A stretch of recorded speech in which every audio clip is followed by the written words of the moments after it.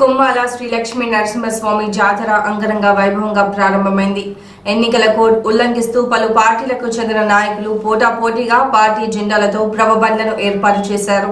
గీజుగొండ మండలంలోని ప్రసిద్ధమైన కొమ్మాల శ్రీ లక్ష్మీ నరసింహస్వామి జాతర హోలీ పండుగను పురస్కరించుకొని అంగరంగ వైభవంగా ప్రారంభమైంది. భక్తులు పెద్ద ఎత్తున తరలి వచ్చి స్వామివారికి మొక్కులు చెల్లించుకున్నారు.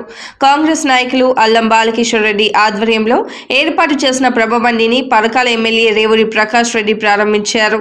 బీఆర్ఎస్, బీజేపీ, సిపిఐ పార్టీలకు చెందిన నాయకులు పోటాపోటీగా ప్రభబండ్లను ఏర్పాటు చేసి జాతరకు తీసుకొచ్చారు.